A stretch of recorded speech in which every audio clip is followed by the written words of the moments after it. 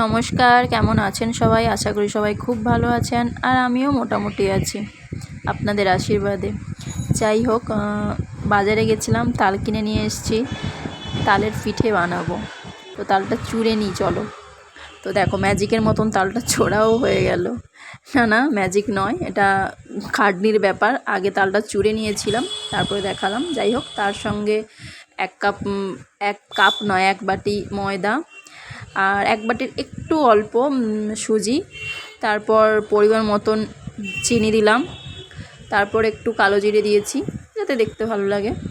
আলাদা কোনো টেস্ট নেই কালো জিরার, কিন্তু মুখে পড়লে আমার তো খারাপ লাগে, মানে একটু তিতকুড়ি মতন লাগে, কিন্তু কার কী লাগে যায় না। যাই হোক দিয়েছি।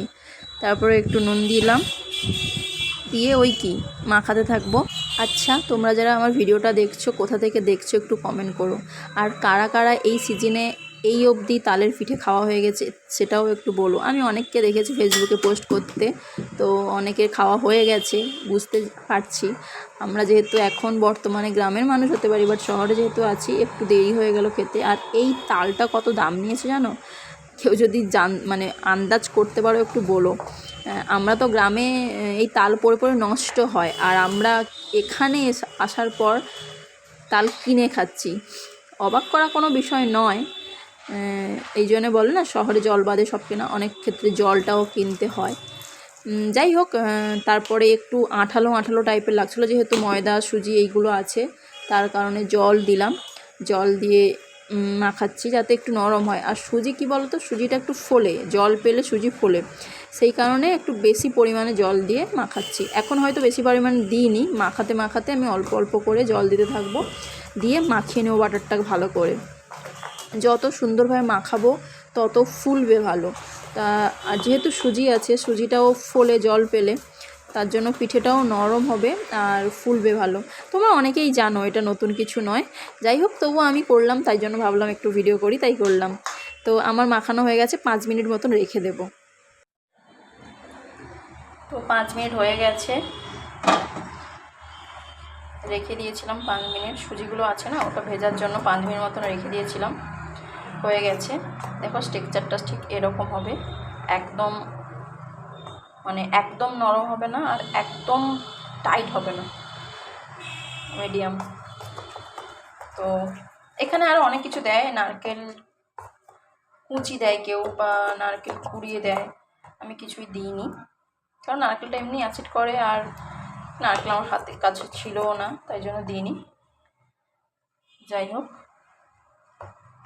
একটা জিনিস দেখো, এটা আমার ছেলের গিফটে পাওয়া লাইট। তো এই জায়গাটা একটু লাইটের প্রবলেম আছে কম, তো সেই জন্য আমি এটা জ্বালিয়ে ভিডিওটা করছি। যাই হোক, এই বর্ষার সময় তালের পিঠে খেতে খুবই ভালো লাগে, আমার তো খুব ভালো লাগে। আর উনুনে একটা পিঠে হয়, যেটা তালের ওই পোড়া পিঠে, তো ওটা খাই, কিন্তু গ্যাসে যেহেতু করা সম্ভব নয় তাই করে উঠতে পারিনি। গ্যাসটা জ্বালিয়ে দিলাম,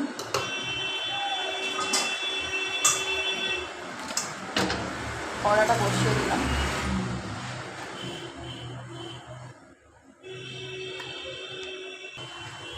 কড়াটা গরম হতে দিয়ে দিলাম সাদা তেল। এটা সাদা তেলেই করলে ভালো হয়, মানে করতে হয়, সর্ষের তেলে হয় না, এটা সাদা তেলেই হয়।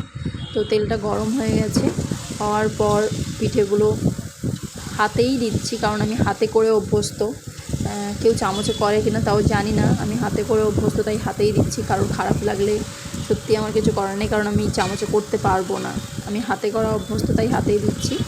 তো হাতে করে এইভাবে দিয়ে দিলাম। দেখো পিঠেগুলো কতটা ফুলেছে, কারণ এর মধ্যে সুজি আছে, আর আমি 5-10 মিনিট মতন রেখেছিলাম, সেই কারণে পিঠেটা কতটা ফুলছে তোমরা নিশ্চয়ই দেখতে পাচ্ছ। যাই হোক, এইভাবে দিয়ে এপিট ওপিট উল্টে দেবো, হালকা হাতে একটু উল্টে দেবো, কারণ ভেঙে যেতে পারে হয়তো। তো হালকা হাতে উল্টে দেওয়ার পর এপিট ওপিট করে ভালো করে একটু ভেজে নেব, নিলেই আমাদের পিঠে রেডি। সবাই জানো, তো দেখো আমি কেমন করছি।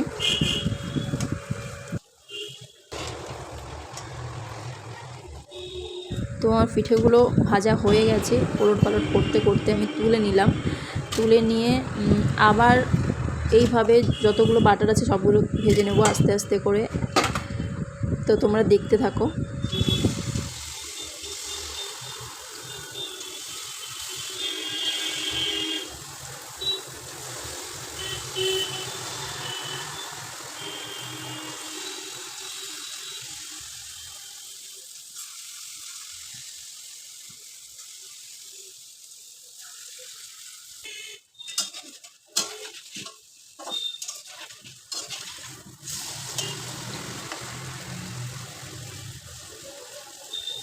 এদিকে পিঠে করতে করতে ওইদিকে আমার ছেলেও চলে এসছে পড়ে, তো দরজা ধাক্কাচ্ছিল, তো আমি গিয়ে দরজাটা খুলে দিলাম আর ওর মুখের এক্সপ্রেশন দিকে ওদিকে তাকিয়েছিলাম। ও বুঝতে পেরে গেছে আমি ক্যামেরা করছি, তাই জন্য আমার মুখে তাকিয়ে দেখে হাসছিল, আমি ওর জন্য ওর দিকে তাকিয়েছিলাম।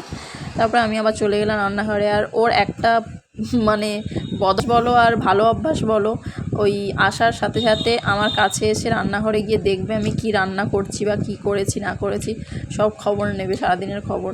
তো এসে দেখছিল কি করছি, তো পিঠে দেখে একটা দিলাম, খাচ্ছিল। তোমরা হয়তো দেখে বুঝতে পেরে গেছো যে ও পিঠে খেতে মানে ভালোবাসে না, কিন্তু ওই নতুনত্ব একটা পিঠে দেখেছে, তো তাই জন্য আনন্দ হয়েছে খুব।